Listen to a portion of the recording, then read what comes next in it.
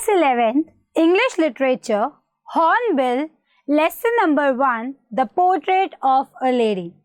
Hello guys, welcome है आप सभी का हमारी आज की क्लास में। आज हम करने जा रहे हैं अपने इंग्लिश लिटरेचर की फर्स्ट बुक जिसका नाम है हॉर्नबिल। आज बच्चों आपकी इंग्लिश की ये पहली क्लास है, तो चलिए शुरू करते हैं हम अपने पहले लेसन से जिसका नाम है the portrait of a lady, जो कि खुशवंत सिंह के द्वारा लिखी गई है। अब बच्चों इस लेसन में बेसिकली ऑथर हमें बताएंगे कि उनकी ग्रैंड मदर कैसी थी और उन्होंने अपना बचपन उनके साथ कैसे बिताया। बेसिकली यहाँ पे ऑथर अपना और अपनी ग्रैंड मदर के साथ एक फ्रेंडशिप के बॉन्ड के बारे में हमें बताएंगे, क्लियर। और लास्ट में किस तरह से उनकी डेथ हो जाती है वो सब हमें यहाँ पे बताया जाएगा, ठीक है बच्चों। तो चलिए शुरू करते हैं हम अपने इस चैप्टर से। अब बच्चों चैप्टर के स्टार्टिंग में जो खुशवंत सिंह है यानी कि जो हमारे ऑथर हैं वो अपनी ग्रैंड मदर का एक शॉर्ट डिस्क्रिप्शन देते हैं हम सबको। जैसे ये हमें बताते हैं कि भाई उनकी जो ग्रैंड मदर थी उनकी हाइट बहुत छोटी थी और जो उनकी कमर थी वो भी झुकी हुई थी। उनके फेस पर काफ़ी सारी झुर्रियाँ आ चुकी थी और वो इतनी ओल्ड हो चुकी थी कि अब वो और ओल्ड नहीं हो सकती थी। यानी बच्चों उनकी ग्रैंड मदर इतनी बूढ़ी हो चुकी थी कि भाई अगर एक दिन भी और एक्स्ट्रा हो जाए ना तब भी वो उससे ज़्यादा बूढ़ी ना दिखे, ठीक है। और उन्हें देखकर ऑथर को ऐसा लगता था कि वो कभी भी सुंदर नहीं दिखती होगी, लेकिन ऑथर ये भी बताते हैं कि भले ही वो सुंदर ना दिखती हो लेकिन वो दिल की बहुत सुंदर थी। उनकी ग्रैंड मदर पूरा टाइम सिर्फ और सिर्फ प्रेयर्स किया करती थी और उनके हाथों में हमेशा एक रुद्राक्ष की माला हुआ करती थी।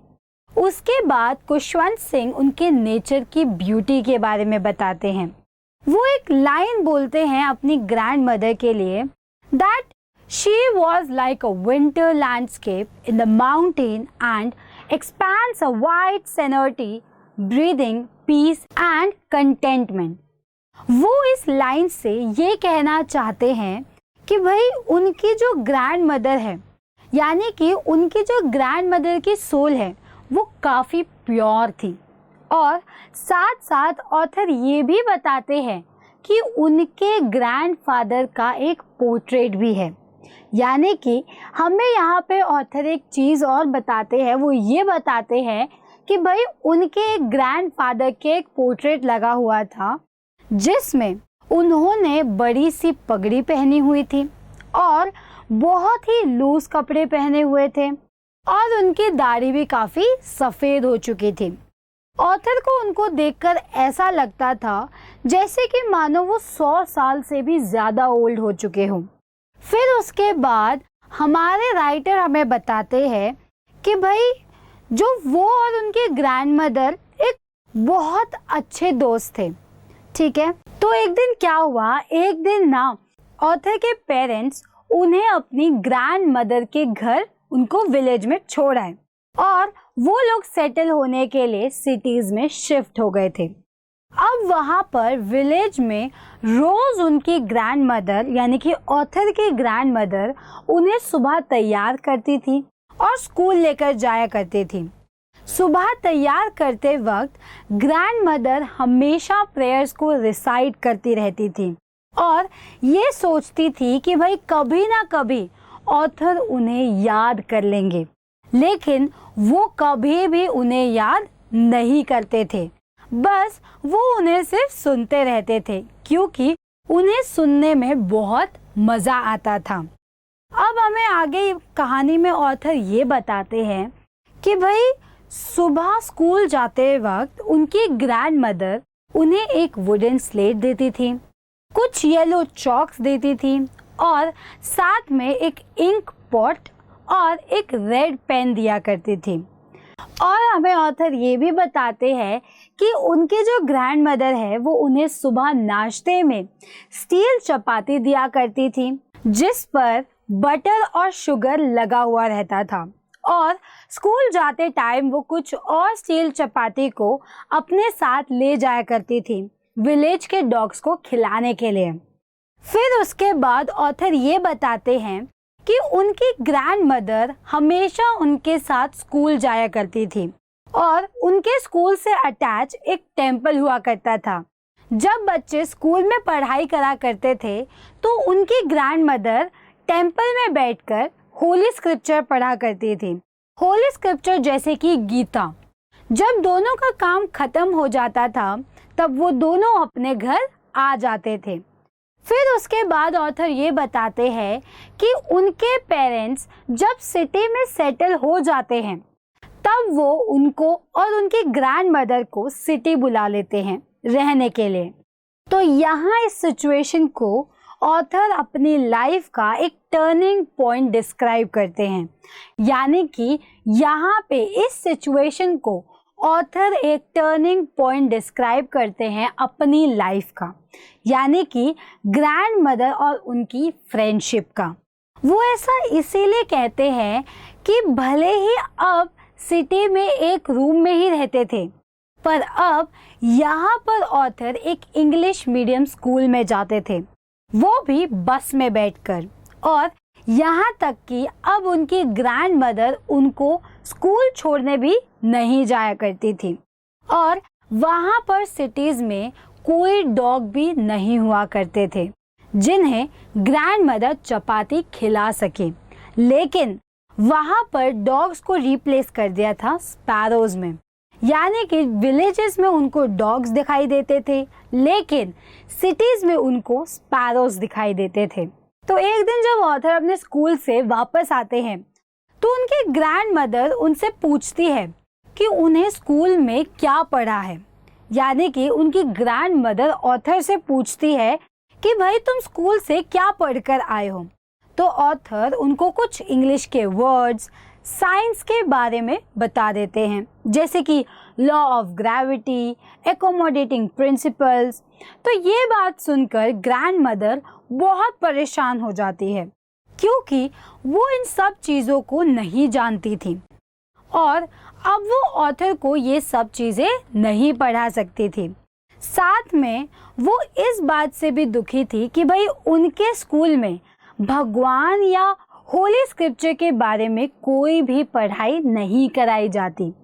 और जब ऑथर ने उन्हें बताया कि उनके स्कूल में म्यूज़िक लेसन उन्हें सिखाए जाते हैं तो ग्रैंड मदर और ज़्यादा उदास हो गई, क्योंकि उन्हें लगता था कि भाई म्यूज़िक और डांस जेंटलमैन्स के लिए नहीं होते हैं और वो उन्हें शोभा नहीं देते। इन सभी चीज़ों की वजह से उनकी ग्रैंड मदर बहुत दुखी हो गई और उनसे बहुत कम बातें करा करती थी।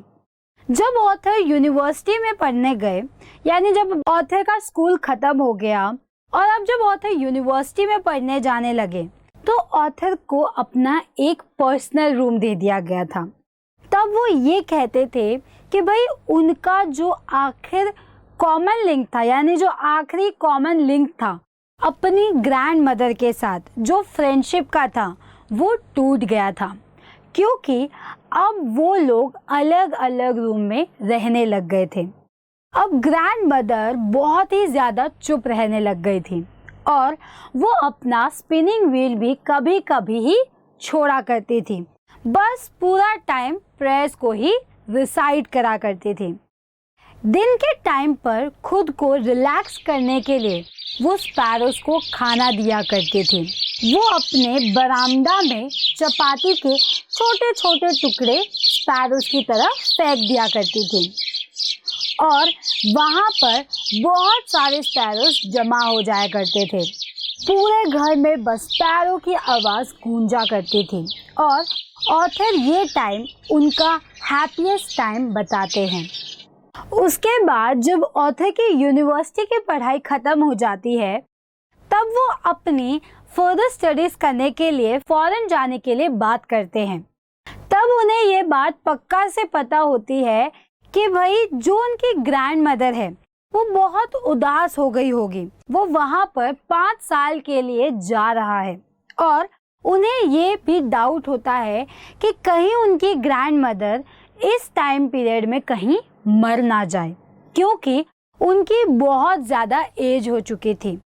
पर ऑथर जब अपनी पढ़ाई के लिए बाहर जाने वाले होते हैं, तब वो देखते हैं कि भाई उनकी ग्रैंड मदर बिल्कुल भी उदास नहीं होती और वो उन्हें छोड़ने के लिए रेलवे स्टेशन तक आ जाती है।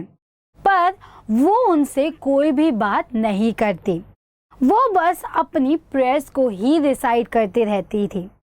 फिर उसके बाद ऑथर बताते हैं कि भाई 5 साल के बाद जब ऑथर पढ़ाई कंप्लीट करके वापस आता है, तब वो अपनी ग्रैंड मदर से स्टेशन पर मिलता है और वो ये देखता है कि भाई ग्रैंड मदर 5 साल बाद भी एक भी दिन ओल्ड नहीं लग रही थी और वो अभी भी बात नहीं कर रही थी। वो सिर्फ अपनी प्रेयर्स को ही रिसाइट कर रही थी और वो ये भी बताते हैं कि पहले जैसे ही उनके दिन का सबसे अच्छा टाइम वही था जब वो स्पैरोस को खाना खिलाया करती थी। उन्हें अपने घर बिल्कुल वैसा ही लग रहा होता है। पर उसी दिन शाम को ऑथर बताते हैं कि भाई उनकी जो ग्रैंड मदर है वो पहली बार प्रेयर नहीं कर रही थी, बल्कि उन्होंने अपने नेबरहुड से कुछ विमेंस को बुलाया और एक पुराने ड्रम को बजाना शुरू कर दिया और इसी तरह से उन्होंने ऑथर का वेलकम किया। तो ऑथर को ये लगा कि भाई ये पहली बार हुआ है कि जब उनकी ग्रैंड मदर प्रेयर नहीं कर रही थी। उसके अगले ही दिन क्या होता है कि भाई सुबह उनकी ग्रैंड मदर बीमार हो गई। डॉक्टर ने कहा कि भाई हल्का सा फीवर है, कोई दिक्कत नहीं, चला जाएगा। पर उनकी ग्रैंड मदर कहती है कि उनका एंड बहुत नज़दीक आ गया है और उनके पास कुछ ही घंटे बचे हैं रहने को और वो अपने इस आखिरी टाइम में किसी से भी बात करके अपना टाइम वेस्ट नहीं करना चाहती थी। वो बस प्रेयर ही करना चाहती थी। जैसे ही वो पीसफुली अपने बेड पर लेटी हुई थी और प्रेयर रिसाइट कर रही थी, तो एकदम से उनके लिप्स रुक गए और हाथों से जो रुद्राक्ष की माला है वो भी गिर गई थी। तभी घर के लोग ये समझ गए कि भाई अब ग्रैंड मदर नहीं रही। इसके बाद क्या हुआ, इसके बाद ऑथर उनके फ्यूनरल का सीन को डिस्क्राइब करते हैं कि भाई शाम को जब वो उनके अंतिम संस्कार के लिए उन्हें ले जा रहे थे, तो वो ये भी बताते हैं कि जब शाम को उनको यानी कि उनकी ग्रैंड मदर की डेड बॉडी को जब वो लेकर जा रहे होते हैं, तब 1000 स्पैरो यानी कि 1000 स्पैरो वहां पर आकर बैठ गए। किस पर? फ्लोर पर।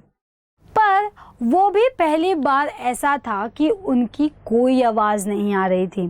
साथ में जो ऑथर की माँ थी यानी कि जो ऑथर की मदर होती है, वो उन्हें ये देखकर बहुत बुरा लगता है और वो ग्रैंड माँ की तरह ही ब्रेड के छोटे छोटे पीसेस करके स्पैरोज को दे देती है। लेकिन स्पैरोज उन ब्रेड के पीसेस की तरफ नहीं ध्यान देते और चुपचाप बैठे रहते हैं। जब वो अपनी ग्रैंड मदर की डेड बॉडी को वहाँ से ले जाते हैं, तब सारी स्पैरो वहाँ से चुपचाप चली जाती है। अगले ही दिन सुबह स्वीपर वहाँ से सारी ब्रेड के पीसेस को हटा देता है। तो इसी तरह ख़त्म होती है बच्चों हमारी ये story the portrait of a lady. चलिए अब हम इस चैप्टर से रिलेटेड अब कुछ क्वेश्चन आंसर्स देख लेते हैं। Question number 1, Why was it hard for the author to believe that the grandmother was once young and pretty? इस क्वेश्चन का मतलब है बच्चों कि भाई ऑथर को क्यों बिलीव नहीं हो रहा था कि भाई उसकी ग्रैंड मदर जवानी के टाइम पे बहुत सुंदर थी भी या नहीं थी, उसको ऐसा क्यों बिलीव नहीं हो रहा था। तो आप यहाँ पे आंसर लिखोगे बच्चों कि भाई वो इसीलिए उनको बिलीव नहीं हो रहा था क्योंकि उनकी ग्रैंड मदर बहुत ओल्ड हो चुकी थी, बिल्कुल ही झुर्रियाँ पड़ चुकी थी, सफ़ेद बाल आ चुके थे। तो इसीलिए उनको बहुत मुश्किल हो रही थी ये समझने में कि क्या मेरी ग्रैंड मदर जवानी में बहुत सुंदर थी भी या नहीं। ठीक है। Question number 2, elaborate on the beautiful bond of love and friendship between the author and his grand mother. इस क्वेश्चन का मतलब है बच्चों कि आपको यहाँ पे ग्रैंड मदर और ऑथर दोनों की फ्रेंडशिप और जो लव ऑफ बॉन्ड है उनके बारे में एक्सप्लेन करना है। ठीक है, कि भाई कैसे ऑथर मतलब जब ऑथर छोटा था वो अपने दादी के साथ गांव में रहता था, दादी उसे स्कूल छोड़ने जाती थी, उसको ड्रेसअप करती थी। तो यहाँ पे आपको ये सारी चीज़ें मेंशन करनी है। ठीक है। Next question is discuss the relevance of the title the portrait of a lady. इस क्वेश्चन का मतलब है बच्चों कि आपको यहाँ पे द पोर्ट्रेट ऑफ लेडी का जो टाइटल है ये इसका रिलेवेंस एक्सप्लेन करना है। ठीक है, कि भाई खुशवंत राय का इस टाइटल से क्या कहना है। ठीक है, तो बच्चों इस वीडियो में इतना ही। Till then thank you.